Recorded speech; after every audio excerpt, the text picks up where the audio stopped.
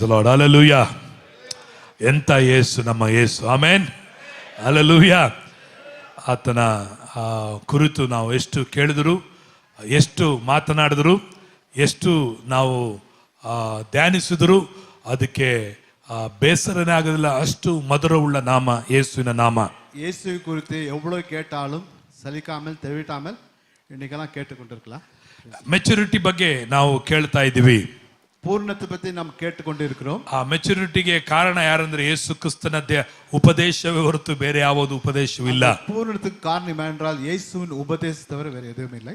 ಯೇಸುವಿನ ಕುರಿತು ನಾವು ಕೇಳ್ತಾ இயேசுவை குறித்து நாம் கேள்விப்படும்போது ಅನೇಕ ಬದಲಾವಣೆಗಳು ನಮ್ಮ ಜೀವಿತದಲ್ಲಿ ಉಂಟಾಗುತ್ತೆ. நம்முடைய வாழ்க்கையில நிறைய மாற்றங்கள் உண்டாகிறது. ಒಂದು ಸಾರಿ ಒಂದು ಕ್ರಿಸ್ತನನ್ನು ನಂಬಿದಂತ ಒಬ್ಬ ಸೇವಕರು ಅವರು ಕಾವಿ ಡ್ರೆಸ್ ಅನ್ನು ಹಾಕೊಂಡು ಅವರು ಮನೆಯಲ್ಲಿ ಮಲಗಿರುವಾಗ ಅವ್ರಿಗೆ ಹೇಳಿದಂತೆ ದೇವರು ನೀನು ಹೋಗು ಎಂಬುದಾಗಿ.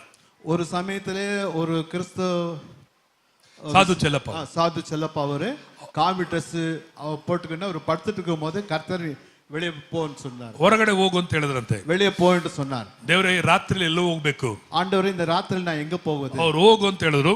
ஆனால் ஆண்டவர் போ என்று சொன்னார். ಅವರು ರೋಡಲ್ಲಿ ಮಧ್ಯ ರಾತ್ರಿಯಲ್ಲಿ ಹೋಗ್ತಾ ಇದ್ರು. ಅವರು ರೋಟಲ್ಲಿ ನಡು ರಾತ್ರಿಯಲ್ಲಿ போய்ಕೊಂಡಿದ್ರು. ಎಲ್ಲಿ ಹೋಗ್ಬೇಕು ಎಂಬುದಾಗಿ ಹೇಳಿಲ್ಲ ದೇವರು. எங்க போகணும்னு கர்த்தர் சொல்லல. ಅವರು ಹೋಗ್ತಾ ಇರ್ಬೇಕಾದ್ರೆ ಮಧ್ಯರಾತ್ರಿಯಲ್ಲಿ ಅವರು போய்ಕೊಂಡು ಬಂದ ನಡು ರಾತ್ರಿಯಲ್ಲಿ ಒಂದು ಕಾರಲ್ಲಿ ಸಡನ್ ಆಗಿ ಅವರು ಅವರ ಪಕ್ಕದಲ್ಲಿ ಬಂದು ನಿಲ್ಲಿಸಿದ್ರಂತೆ. அந்த சமயத்துல ஒரு கார் திடீர்னு வந்து ಸಡನ್ ಆಗಿ வந்து ನಿಂತು ಅವ್ರು ಹೇಳಿದ್ರು ಅವರು ಕಾರ್ ಕೂತಿರೋ ಒಂದು ಬಿಳಿ ಲೇಡೀಸ್ ಕಾರ್ ಡ್ರೈವ್ ಮಾಡ್ತಾ ಇದ್ರು. ಅವರು அந்த கார் ஓட்டிக்கொண்டிருக்கிற ஒரு வெள்ளை ட்ரெஸ் போட்டு ஒரு வெள்ளைக்காரு ஓட்டிக்கொண்டிருந்தார். ಅವರು ಫಾರಿನ್ ಲೇಡಿ ಆಗಿದ್ರು. அவங்க வெளிநாட்டு பெண்ணா இருக்கிறார்கள். ಅವ್ರು ಕೇಳಿದ್ರು ಸ್ವಾಮೀಜಿ ಎಲ್ಲಿಗೆ ಹೋಗ್ತಾ ಇದ್ದೀರಾ? அவங்க கேட்டாங்க சாமிஜி நீங்க எங்க போறீங்கன்னு கேட்டாங்க. ಅವ್ರು ಹೇಳಿದ್ರು ನಾನು ಮುಂದೆ ಹೋಗ್ತಾ ಇದ್ದೇನೆ. ನಾನು ಮುನ್ನೆ போய்ಕೊಂಡಿದ್ದೀನಿ அவர் பதில் சொன்னார். ಅವರು ಆ ಲೇಡಿ ಹೇಳಿದ್ರು ಇವತ್ತು ನಮ್ಮ ಮನೆಯಲ್ಲಿ ಯಜ್ಞ ನಡೀತಾ ಇದೆ, ನೀವು ಬಂದು ನಮ್ಮ ಪೂಜೆಯಲ್ಲಿ ಬಂದು ಭಾಗವಹಿಸಿರಿ ಎಂಬುದಾಗಿ. இன்றைக்கு எங்க வீட்டுல பலி பூஜை நடக்கிறது, நீங்களாம் கண்டிப்பா நீங்க வரணும்னு சொன்னாங்க.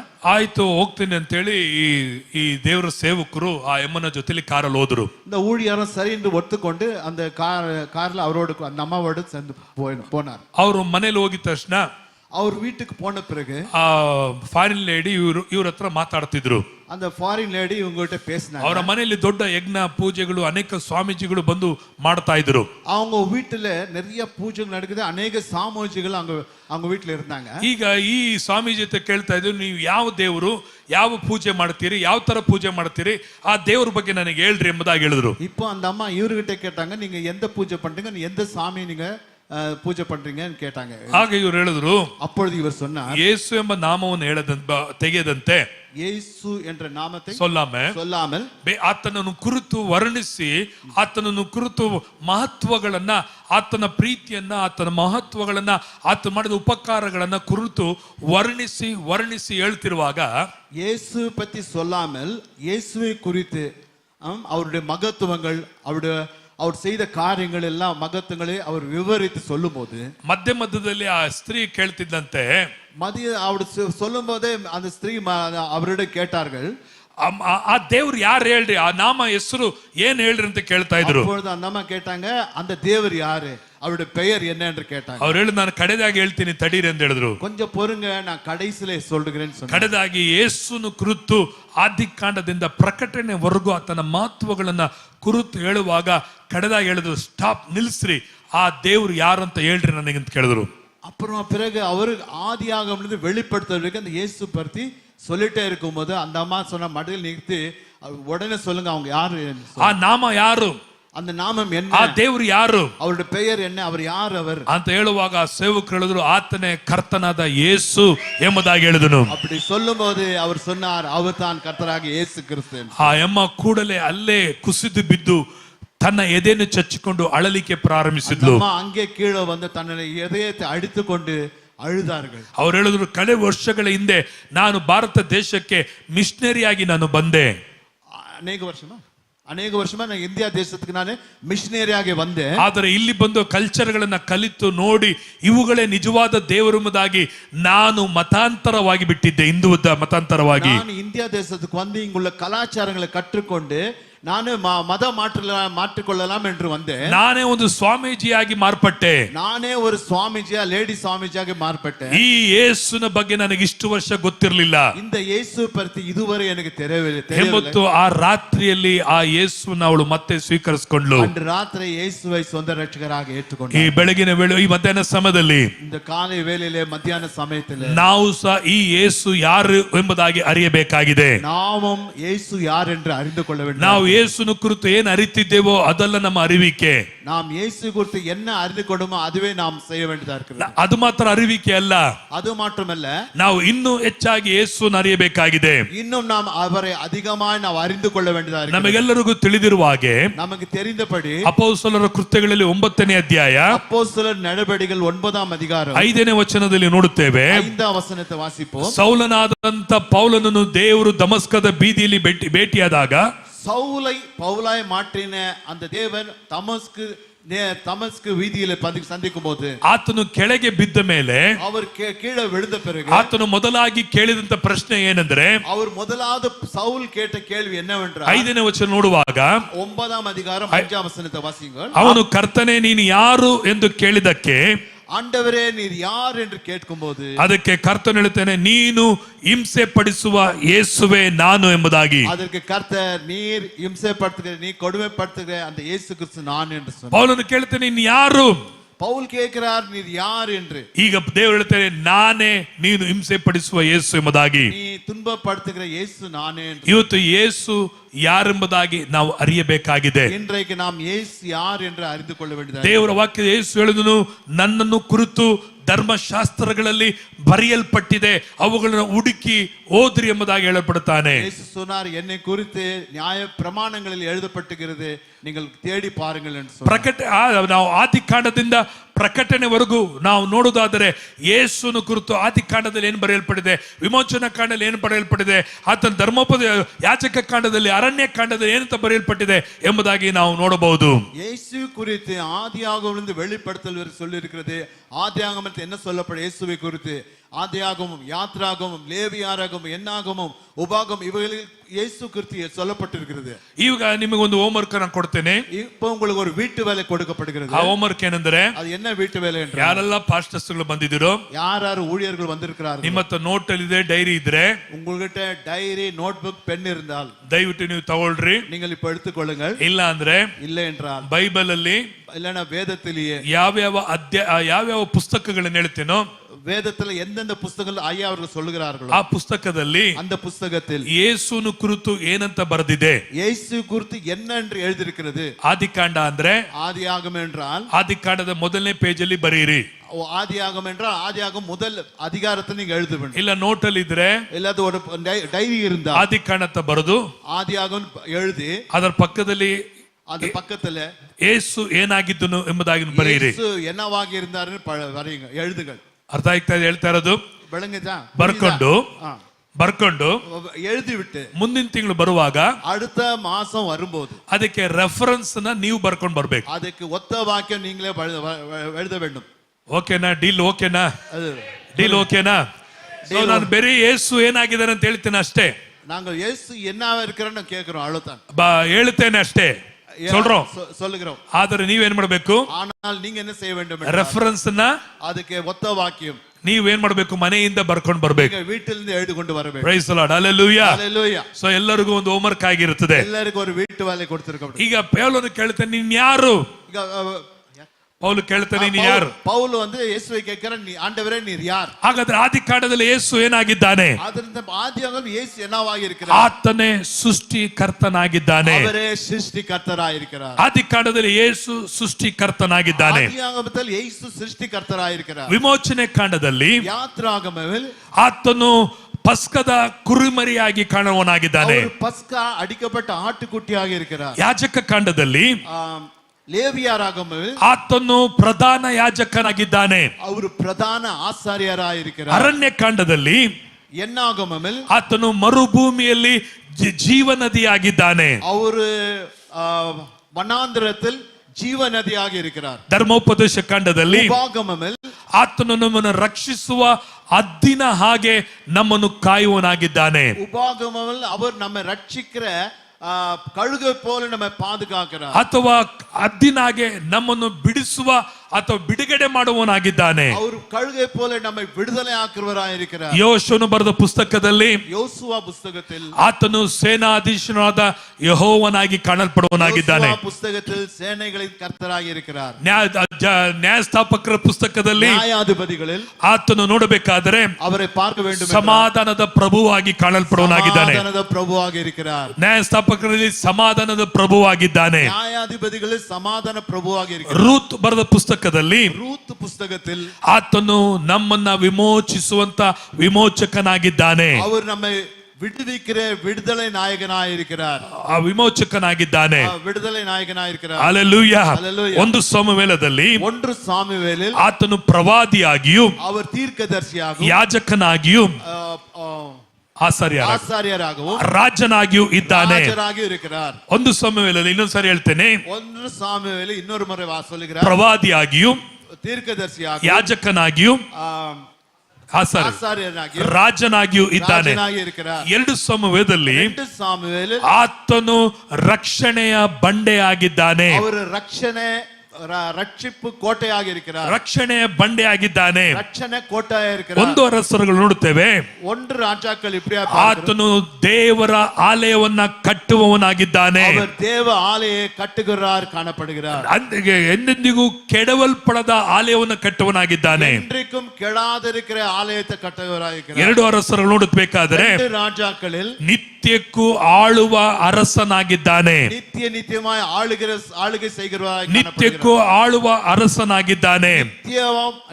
ನಿತ್ಯಮಾய் ಆಳುகிற ರಾಜನಾಗಿರುக்கிறார். ಒಂದು ಪೂರ್ವಕಾಲ ವೃತ್ತಾಂತದಲ್ಲಿ ಒಂದು ನಾಳಾಗಮದಲ್ಲಿ ಆತನು ಬರುವಂತ ದಾವೀದನ ಕುಮಾರನಾಗಿದ್ದಾನೆ. அவர் வரப்போகிற தாவீதின் குமாரனாயிருக்கிறார். ಎರಡು ಪೂರ್ವಕಾಲ ವೃತ್ತಾಂತದಲ್ಲಿ ரெண்டு நாளாகமலில் ನಿತ್ಯವೂ ಆಳ್ವಿಕೆ ಮಾಡುವ ಅರಸನಾಗಿದ್ದಾನೆ. நித்தியம் ஆளுகை செய்கிற ராஜாவா இருக்கிறார். ಎಸ್ರನು ಬರೆದ ಪುಸ್ತಕದಲ್ಲಿ எஸ்ராவில் இப்படியாய் பார்க்கிறோம், ಆತನು ನಿತ್ಯಕ್ಕೂ ಆತನು ಯಾಜಕನಾಗಿ ನಮಗೆ ಕಾಣುವನಾಗಿದ್ದಾನೆ. நித்தியமாய் பிரதான ஆசாரியராக இருக்கிறார். ಬಿಡುಗಡೆ ಕೊಡುವಂತ ಯಾಜಕನಾಗಿದ್ದಾನೆ. விடுதலை கொடுக்கிற ஆசாரியராக இருக்கிறார். ನೆಹೆಮೀಯನು ಬರೆದಂತ ಪುಸ್ತಕದಲ್ಲಿ ನೆಹೆಮೀಯ புத்தகத்தில் ಬಿದ್ದು ಹೋದುದನ್ನ ತಿರುಗಿ ಕಟ್ಟುವಂತವನಾಗಿದ್ದಾನೆ. விழுந்து போனதை மீண்டும் கட்டுகிறாய் காணப்படுகிறார். ಎಸ್ತರ್ ಬರೆದಂತ ಪುಸ್ತಕದಲ್ಲಿ ಎಸ್ತರ್ ಪುಸ್ತಕத்தில் ಆತನು ನಮ್ಮನ್ನು ತನ್ನ ಜನರನ್ನು ಕಾಯುವ ದೇವರಾಗಿದ್ದಾನೆ. அவர் தம்முடைய ஜனங்களை காக்கிறவராயிருக்கிறார். ಎಸ್ತರ್ ಪುಸ್ತಕದಲ್ಲಿ ತನ್ನ ಜನರನ್ನು ಕಾಯುವ ದೇವರಾಗಿದ್ದಾನೆ. ಎಸ್ತರ್ ಪುಸ್ತಕத்தில் தன்னுடைய ஜனத்தை அவர் காக்கிறவராயிருக்கிறார். ಯೋಬನು ಬರೆದಂತ ಪುಸ್ತಕದಲ್ಲಿ ಯೋಬು ಪುಸ್ತಕத்தில் ಆತನು ನೋಡಬೇಕಾದರೆ ಅದನ್ನೇ ಅವரை பார்க்க வேண்டும் என்றால் ಮನುಷ್ಯರಿಗೂ ದೇವರಿಗೂ ಮಧ್ಯಸ್ಥನಾಗಿದ್ದಾನೆ. ಮನುಷ್ಯನಿಗೂ ದೇವನಿಗೂ ಮಧ್ಯಸ್ಥರಾಗಿರುತ್ತಾನೆ. ಮನುಷ್ಯರಿಗೂ ದೇವರಿಗೂ ಮಧ್ಯಸ್ಥನಾಗಿದ್ದಾನೆ. ಮನುಷ್ಯನಿಗೂ ದೇವರಿಗೂ ಮಧ್ಯಸ್ಥರಾಗಿರುತ್ತಾನೆ. ಕೀರ್ತನೆಗಳು ಬರೆದ ಪುಸ್ತಕದಲ್ಲಿ ಸಂಗೀತ ಪುಸ್ತಕಗಳಲ್ಲಿ ಆತನು ಮುಂಜಾನೆಯು ಮತ್ತು ಸಂಜೆಯು ಆತನೇ ನಮ್ಮ ಸಂಗೀತವು ಕೀರ್ತನೆಯೂ ಆಗಿದ್ದಾನೆ. அவர் காலையும் மாலையும் எப்பொழுது நமக்கு ಸಂಗೀತಮಾய் ಅವರ ಕುರಿತು ಪಾಡುವುದಾಗಿ ಕಾಣப்படுகிறது. ಜ್ಞಾನೋಕ್ತಿಗಳಲ್ಲಿ ನೋಡಬೇಕಾದರೆ ನೀತಿಮೊಳಿಗಳಲ್ಲಿ பார்க்கிறோம், ಜ್ಞಾನದ ಬಲವುಳ್ಳ ಬುರುಜು ಆಗಿದ್ದಾನೆ, ಕೋಟೆ ಆಗಿದ್ದಾನೆ.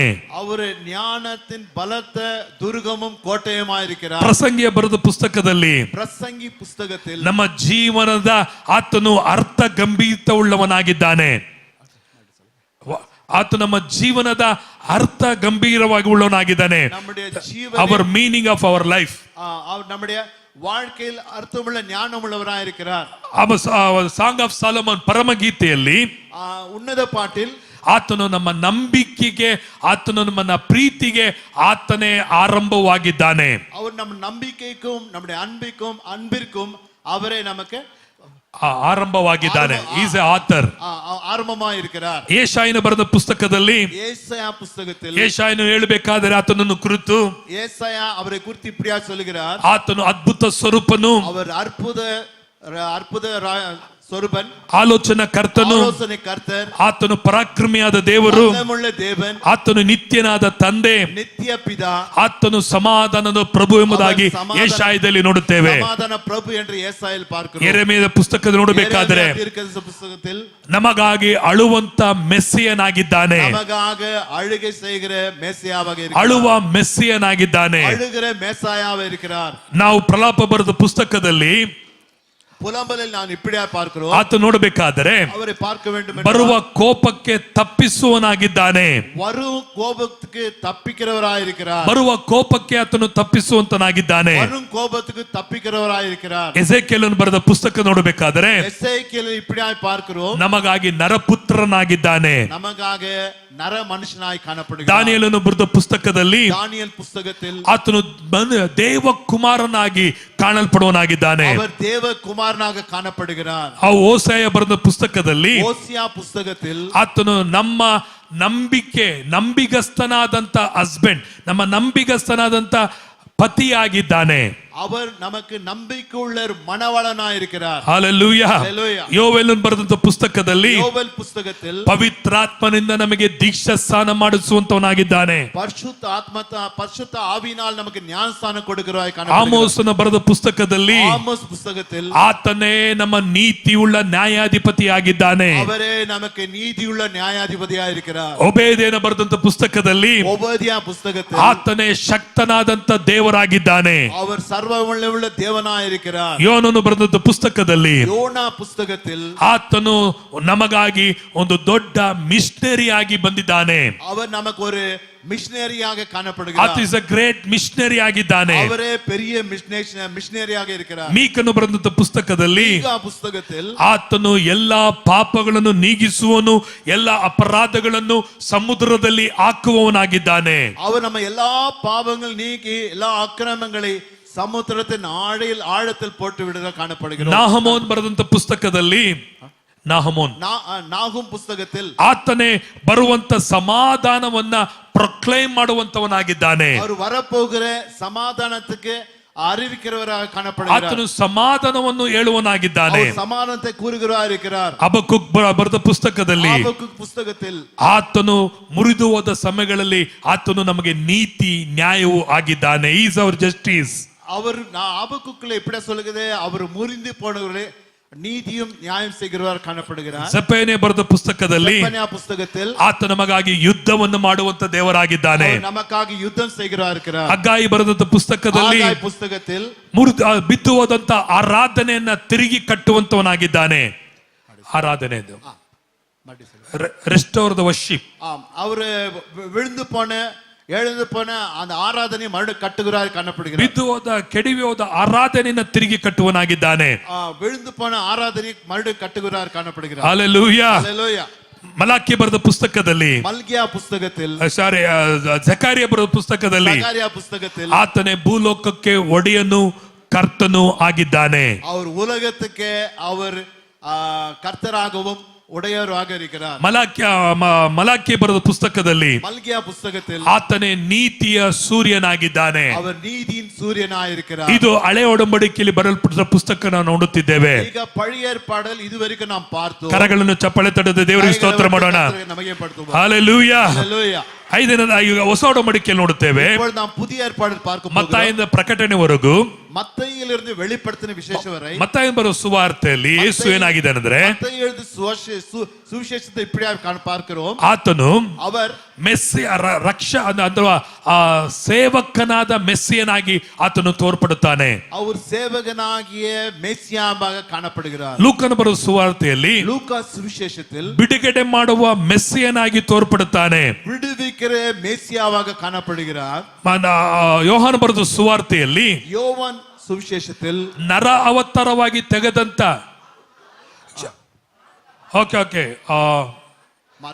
ಮಾರ್ಕನ ಬರೋ ಸುವಾರ್ತೆಯಲ್ಲಿ, ಮಾರ್ಕ್ எழுதின ಸುವಿಶೇಷத்தில், ಕ್ಷಮಿಸಿರಿ ಸ್ವಲ್ಪ, ಮತ್ತಾಯದಲ್ಲಿ ಮತ್ತಾಯ எழுதின ಸುವಿಶೇಷத்தில் ರಾಜನಾದ ಮೆಸ್ಸಿಯನು, ರಾಜವಾಗಿ Messiah, the king of Messiah, the king of ರಾಜವಾಗಿ ಮೆಸ್ಸಿಯಾ. ಮಾರ್ಕನಲ್ಲಿ ಮಾರ್ಕ್ವಿಲ್ ದ ಸರ್ವೆಂಟ್ ಆಫ್ ಮೆಸ್ಸಿಯಾ, ಸೇವಕನಾದ ಮೆಸ್ಸಿಯನು, ஊழியக்காரனாக வேலைக்காரனாக மெஸ்ஸியா. ಲೂಕನ ಬರೋ ಸುವಾರ್ತೆಯಲ್ಲಿ ಲೂಕಾ ಸುವಿಶೇಷத்தில் ಬಿಡುಗಡೆ ಮಾಡುವ ಮೆಸ್ಸಿಯನು, விடுவிக்கிற மெஸ்ஸியா. ಯೋಹಾನ ಬರೆದ ಸುವಾರ್ತೆಯಲ್ಲಿ யோவான் ಸುವಿಶೇಷத்தில் ನರವತ್ತರವಾಗಿ ನಮಗಾಗಿ ಬಂದವನಾಗಿದ್ದಾನೆ. ಮನುಷ್ಯನಾಗಿ ಅವತರಿತ ನಮಗಾಗಿ ಮನುಷ್ಯನಾಗಿ ಅವತರಿತ. ಅಪೊಸ್ತಲರ ಕೃತ್ಯಗಳಲ್ಲಿ ಅಪೊಸ್ತಲ ನಡೆಬಡಿகளில் ಆತ್ಮನಾದ ದೇವರು ನಮ್ಮ ಮಧ್ಯದಲ್ಲಿ ವಾಸ ಮಾಡಿದನು ಎಂಬುದಾಗಿ ನೋಡುತ್ತೇವೆ. ஆவியாக தேவன் நம்ம மத்தியில் வாசம் செய்கிறார். ರೋಮಪುರ ಪತ್ರಿಕೆಯಲ್ಲಿ ரோமருக்கு எழுதின நிருபத்தில் ರಕ್ಷಣೆ ಹೊಂದಲಿಕ್ಕೆ ಆತನೇ ಬಲ ಸ್ವರೂಪವಾಗಿದ್ದಾನೆ. ரட்சிக்கப்படுவதற்கு அவரே பல ಸ್ವರೂಪமா இருக்கிறார். தேவனுடைய பலனா இருக்கிறார். தேவனுடைய பலனா இருக்கிறார். ಒಂದು ಕೊರಿಂಥದಲ್ಲಿ 1 ಕೊರಿಂಥಿಯರಲ್ಲಿ ಆತನು ಮರಣವನ್ನ ಜಯಿಸಿದಂತ ದೇವರಾಗಿದ್ದಾನೆ. ಮರಣத்தை ಜಯಿತವರಾಗಿ ಕಾಣப்படுகிறார். 2 ಕೊರಿಂಥದಲ್ಲಿ 2 ಕೊರಿಂಥಿಯರಲ್ಲಿ ಆತನು ನಮ್ಮ ವಾಗ್ದಾನಗಳಿಗಾಗಿ ಆಶೀರ್ವಾದಗಳಿಗಾಗಿ ಆತನೇ ಮುಂಗಡವಾಗಿದ್ದ ಡೌನ್ ಪೇಮೆಂಟ್ ಅಥವಾ ಆತನೇ ನಮಗಾಗಿ ಮುಂಗಡವಾಗಿ ಆತನು ಕಳಿಸಿಕೊಟ್ಟವನಾಗಿದ್ದಾನೆ. ಆತನು ನಮಗಾಗಿ ಅಡ್ವಾನ್ಸ್ ಆಗಿ அது தேவனுடைய ஆசீர்வாதம் வாக்குத்தத்தங்களுக்கு அது வாக்குத்தத்தத்திற்கும் ஆசீர்வாதங்களுக்கும் ಅವರೇ ನಮಗೆ ಕ್ರಿಯತೆ ಸಲ್ಲಿಸುವವರ ಕಾಣப்படுகிறார். Amen hallelujah. ಗಲಾತ್ಯದ ಬರ ಪತ್ರಿಕೆಯಲ್ಲಿ ಗಲಾತ್ಯರಲ್ಲಿ ಆತನು ನಮಗಾಗಿ ವಿಜ್ಞಾಪನೆ ಮಾಡುವವನಾಗಿದ್ದಾನೆ. ಅವರು ನಮಗಾಗಿ ವಿಜ್ಞಾಪನೆ செய்கிறார். ಗಲಾತ್ಯದಲ್ಲಿ ಆತನು ನಮಗಾಗಿ ವಿಜ್ಞಾಪನೆ ಮಾಡುವವನಾಗಿದ್ದಾನೆ. ನಮಗಾಗಿ ವೇಂಡುದಲ್ செய்கிறவராயிருக்கிறார். ಎಫೆಸ ಬರ ಪತ್ರಿಕೆಯಲ್ಲಿ ಎಫೆಸಿಯರಲ್ಲಿ ಆತನು ನಮ್ಮ ನೀತಿ, ಆತನು ನಮ್ಮ ಸಮಾಧಾನವು ಮತ್ತು ತಂದೆಯ ಬಲಭಾಗದಲ್ಲಿ ನಮ್ಮನ್ನ ಕುಂಡ್ರಿಸಿದವನಾಗಿದ್ದಾನೆ. ಎಫೆಸರಲ್ಲಿ ಅವರ ನೀತಿயும் ಸಮಾಧಾನവും മാത്രമല്ല பிதாவின் வலது பாரசத்தில் வீற்றிருக்கிறாய் காணப்படுகிறார். ಫಿಲಿಪ್ಪಿಯರ ಪತ್ರಿಕೆಯಲ್ಲಿ ಫಿಲಿಪಿಯರಲ್ಲಿ ಆತನು ನಮ್ಮ ಎಲ್ಲಾ ಅಗತ್ಯಗಳನ್ನು ಸಂಧಿಸುವ ಯೆಹೋವ ಈರೆಯಾಗಿದ್ದಾನೆ. ಅವರು ನಮ್ಮ ಎಲ್ಲಾ தேவைகளை சந்திக்க யெகோவா ஈரவாயிருக்கிறார். ಕೊಲೊಸ್ಸೆಯರ ಪತ್ರಿಕೆಯಲ್ಲಿ ಕೊಲೊಸ್ಸೆಯರಲ್ಲಿ ಆತನು ಎಲ್ಲಾ ಅಧಿಕಾರಗಳನ್ನ ಎಲ್ಲಾ ದೊರೆತನಗಳನ್ನ ತನ್ನ ಅಧೀನದಲ್ಲಿ ಆತನು ಇಟ್ಟುಕೊಂಡವನಾಗಿದ್ದಾನೆ. ಎಲ್ಲಾ ಅಧಿಕಾರங்களையும் ಎಲ್ಲಾ ರಾಜರಿಗளையும் ಉರಿந்து ತನ್ನುடைய அதிகாரத்தில் வைத்துக் கொண்டிருக்கிறார். 1 ಥೆಸಲೋನಿಕದಲ್ಲಿ ಆತನು ನಮ್ಮನ್ನ ಆದರಿಸುವ ದೇವರಾಗಿದ್ದಾನೆ, ಸಂತೈಸುವ ದೇವರಾಗಿದ್ದಾನೆ. ಆದರಿக்கிறವರು ಸಂಧಿಕರು ಸಮಾಧಾನ ಆறுதல் ಪಡಿಸುವ ದೇವನಾಗಿದ್ದಾನೆ. 2ನೇ ಥೆಸಲೋನಿಕದಲ್ಲಿ 2 ಥೆಸಲೋನಿಕದಲ್ಲಿ ತಿರುಗಿ ಬರುವ ರಾಜನಾಗಿದ್ದಾನೆ. மறுபடியும் வருகிற ராஜாவாயிருக்கிறார். 1 ತಿಮೋತಿಯಲ್ಲಿ 1 தீமோத்தேயில் ಆತನು ನಮ್ಮ ನೀತಿಯ ಕಿರೀಟವಾಗಿದ್ದಾನೆ. அவர் நம் நீதியின் கிரீடமாயிருக்கிறார். 2 ತಿಮೋತಿಯಲ್ಲಿ 2 தீமோத்தேயில் ಆತನು ಸಹಾಯ ಮಾಡುವಂತ our helper, Christ is our helper, ಕ್ರಿಸ್ತನೇ ನಮ್ಮ ಸಹಾಯಕನಾಗಿದ್ದಾನೆ. ಕ್ರಿಸ್ತು ನಮಗೆ ಸಹಾಯರಾಗಿರುತ್ತಾರೆ. ತೀತನು ಬರೆದ ಪುಸ್ತಕದಲ್ಲಿ ತೀತು ಪುಸ್ತಕದಲ್ಲಿ ಈಸ್ ಅವರ್ ಹೋಪ್, ಆತನೇ ನಮ್ಮ ನಿರೀಕ್ಷೆಯಾಗಿದ್ದಾನೆ. ಅವರೇ ನಮ್ಮ ನಂಬಿಕೆಯಾಗಿರುತ್ತಾರೆ. ಫಿಲಮೋನನ ಬರೆದ ಪುಸ್ತಕದಲ್ಲಿ ಫಿಲೋಮೋನ್ ಪುಸ್ತಕದಲ್ಲಿ ಆತನು ನಮ್ಮ ರೋಗಗಳನ್ನು ಗುಣಪಡಿಸುವ ಒಳ್ಳೆಯ ಸ್ನೇಹಿತನಾಗಿದ್ದಾನೆ. ಅವರು ನಮ್ಮ ಎಲ್ಲಾ ವ್ಯಾಧಿಗಳನ್ನು ನೀக்குகிற நல்ல ಸ್ನೇಹಿತನಾಗಿರುತ್ತಾರೆ. ಇಬ್ರು ಬರೆದ ಪುಸ್ತಕದಲ್ಲಿ ಎಬ್ರಿಯರ್ ಪುಸ್ತಕದಲ್ಲಿ ಈತನು ನಮ್ಮ ಮಹಾಯಾಜಕನಾಗಿದ್ದಾನೆ. ಅವರು ನಮಗೆ ಮಹಾ ಪ್ರಧಾನ ಆಚಾರ್ಯರಾಗಿರುತ್ತಾರೆ. ಯಾಕೋಬನು ಬರೆದ ಪುಸ್ತಕದಲ್ಲಿ ಯಾಕೋಬ ಪುಸ್ತಕದಲ್ಲಿ ಆತನು ಘನ ವೈದ್ಯನಾಗಿದ್ದಾನೆ, ಗ್ರೇಟ್ ಫಿಸಿಷಿಯನ್ ಆಗಿದ್ದಾನೆ. ಅವರು ನಮಗೆ ವೈದ್ಯರಾಗಿರುತ್ತಾರೆ. 1 ಪೇತ್ರ ಬರೆದ ಪುಸ್ತಕದಲ್ಲಿ 1 ಪೇತ್ರ ಪುಸ್ತಕದಲ್ಲಿ ಇಕ್ಕಟ್ಟಿನ ವೇಳೆಗಳಲ್ಲಿ, ಸಮಸ್ಯೆಗಳ ವೇಳೆಯಲ್ಲಿ ಈಸ್ ಅವರ್ ಹೋಪ್, ಆತನು ನಮ್ಮ ನಿರೀಕ್ಷೆಯಾಗಿದ್ದಾನೆ. ಕಠಿಣமான ಸಮಯದಲ್ಲಿ நாம் ಕಷ್ಟமான ಸಮಯದಲ್ಲಿ ಅವರು ನಮಗೆ ನಂಬಿಕೆಯಾಗಿರುತ್ತಾರೆ. 2 ಪೇತ್ರ ಬರೆದ ಪುಸ್ತಕದಲ್ಲಿ 2 ಪೇತ್ರவில் ಆತನು ಎಲ್ಲವನ್ನು ಹೊಸದಾಗಿ ಮಾಡುವವನಾಗಿದ್ದಾನೆ. ಎಲ್ಲವற்றையும் புதுசியாய் மாற்றுகிறார். 1 ಯೋಹಾನ ಬರೆದ ಪುಸ್ತಕದಲ್ಲಿ 1 யோவானில் ಆತನು ನಮ್ಮ ಪ್ರೀತಿಯು, ಆತನು ನಮ್ಮ ಬೆಳಕು ಆಗಿದ್ದಾನೆ. ಅವರೇ நம்முடைய அன்பும் நம்முடைய ಬೆಳಕಾಗಿರುತ್ತಾರೆ. 2 ಯೋಹಾನ ಬರೆದ ಪುಸ್ತಕದಲ್ಲಿ 2 யோவானில் ಮತ್ತೆ ತಿರುಗಿ ಯೇಸು ಬರುವಂತವನಾಗಿದ್ದಾನೆ. மறுபடியும் இயேசு வரப்போகிறார். 3ನೇ ಯೋಹಾನದಲ್ಲಿ 3 யோவானில் ಆತನು ಎಲ್ಲಾ ವಿಷಯಗಳಲ್ಲಿ, ಆರೋಗ್ಯದಲ್ಲಿ ಮತ್ತು ಆರ್ಥಿಕತೆಯಲ್ಲಿ ಪ್ರಾಸ್ಪರಿಟಿಯನ್ನು, ಆರೋಗ್ಯವನ್ನು ಕೊಂಡು ಬರುವ ದೇವರಾಗಿದ್ದಾನೆ. 3 யோவான் அவர் நமக்கு ஆரோக்கியம், எல்லாவித உலக ಪ್ರಕಾರ ಎಲ್ಲಾ பொருளாதார ಆಶೀರ್ವಾದ ನಮಗೆ ಕೊಡುಕರಾಗಿರುತ್ತಾರೆ. ಯೂದನು ಬರೆದ ಪುಸ್ತಕದಲ್ಲಿ ಯೂದ ಪುಸ್ತಕದಲ್ಲಿ ಅಸಂಖ್ಯ ಪರಿಶುದ್ಧ ದೂತರೊಡನೆ ಆತನು ಹಿಂತಿರುಗಿ ಬರುವವನಾಗಿದ್ದಾನೆ. ಎಣ್ಣಿಲಡಂಗಾ தூதர்களோடு மறுபடியும் வரப்போகிறார். ಪ್ರಕಟಣೆ ಬರೆದಂತ ಪುಸ್ತಕದಲ್ಲಿ வெளிப்படுத்தலில் ಆತನು ರಾಜಾದಿ ರಾಜನು, அவர் ராஜாதி ராஜ, ಕರ್ತರ ಕರ್ತನು, ಅಲ್ಫಾನು ಒಮೆಗಾ, ಆರಂಭವು ಅಂತ್ಯವು, ಆತನು ತಿರುಗಿ ಬರುವವನಾಗಿದ್ದಾನೆ. ಎಲ್ಲವನ್ನು ಹೊಸದಾಗಿ ಮಾಡುವಂತ ರಾಜನಾಗಿದ್ದಾನೆ. ಹಲ್ಲೆಲೂಯಾ. ಆದಿಕಾಂಡದ ಪ್ರಕಟಣೆವರೆಗೂ ಆದಿಯಾಗಮನ வெளிப்படுத்தல் வரை ಯೇಸುವನ್ನು ಕುರಿತು ಯೇಸುவை குறித்து ಎಲ್ಲಿಯೂ ನಾವು ಕೆಟ್ಟದಾಗಿ ನಾವು ನೋಡಕ್ಕಾಗೋದಿಲ್ಲ. எங்கேயும் நாம் அவரை பத்தி தீமையாய் ಎಲ್ಲ ಎಲ್ಲದಲ್ಲೂ ಯೇಸು ಒಳ್ಳೆಯವನಾಗಿ ನಾವು ನೋಡುತ್ತೇವೆ. எல்லாவற்றிலும் அவர் நல்லவராய் காணப்படுகிறார். ಯೇಸುವನ್ನು ಕುರಿತು ಸಾರಲ್ಪಡಲಿಕ್ಕಾಗಿ ಈ 66 ಪುಸ್ತಕಗಳು ಕೊಡಲ್ಪಟ್ಟಿದೆ. ಯೇಸುவை குறித்து சொல்வதற்காக இந்த 66 ಪುಸ್ತಕಗಳು. ಆದಿಕಾಂಡದಲ್ಲಿ ಆದಾಮನ ಬಗ್ಗೆ ಮಾತಾಡೋದಕ್ಕಲ್ಲ ಇರೋದು. ಆದಿಯಾಗಮದಲ್ಲಿ வெறும் ಆದಾಮ ಪற்றி ಮಾತ್ರ. ವಿಮೋಚನೆ ಕಾಂಡದಲ್ಲಿ ಮೋಶೆ ಬಗ್ಗೆ ಎಲ್ಲ ಮಾತನಾಡಲಿಕ್ಕಿರೋದು. ಮೋಸೆ ಯಾತ್ರಾಗಮದಲ್ಲಿ ಮೋಸೆ ಪತ್ತಿ ಅಲ್ಲ. ಅಥವಾ ಅರಸರುಗಳಲ್ಲಿ ದಾವೀದನ ಬಗ್ಗೆನೋ ಸೌಲನ ಬಗ್ಗೆನೋ ಅವರುಗಳ ಬಗ್ಗೆ ಮಾತಾಡಲಿಕ್ಕಿರೋದು. ರಾಜಾಕ್களில் ಸೌಲ್ ರಾಬೀದ್ ಇವರ ಪತ್ತಿ ಪೇಸುವುದೇ ಕಾಟಲು. ಎಲ್ಲಾ ಪುಸ್ತಕಗಳಲ್ಲಿಯೂ ಯೇಸುವಿನ ಶ್ರೇಷ್ಠತೆ ಆತನ ಗುಣಧರ್ಮಗಳನ್ನ ಪ್ರಚಾರ ಪಡಿಸಲಿಕ್ಕಾಗಿ ದೇವರು ನಮ್ಮನ್ನು ಅಂಧಕಾರದ ಕತ್ತಲೆಯಿಂದ ಬಿಡುಗಡೆ ಮಾಡಿ ಆತನ ಗುಣಾತಿಶಯಗಳು ಆದಿಕಾಂಡದಿಂದ ಪ್ರಕಟಣೆವರೆಗಿರುವಂತಹ ಆತನ ಗುಣಾತಿಶಯಗಳನ್ನ ಪ್ರಚಾರ ಮಾಡಲಿಕ್ಕಾಗಿ ದೇವರು ಆದುಕೊಂಡಂತ ಜನಾಂಗವಾಗಿದ್ದೇವೆ. ಆಮೆನ್. ಎಲ್ಲಾ ಪುಸ್ತಕದಲ್ಲೂ ಅವರ ಮಹತ್ವங்களையும் நாம் பார்த்திருக்கிறோம். அவரை குறித்து நாம் சொல்வதற்கு நாம் அழைக்கப்பட்டிருக்கிறோம். ஹல்லேலூயா. கர்த்தர் உம்மை ஆசீர்வதிப்பார். கர்த்தர் உங்களை ஆசீர்வதிப்பார். ஆமென். ஆமென்.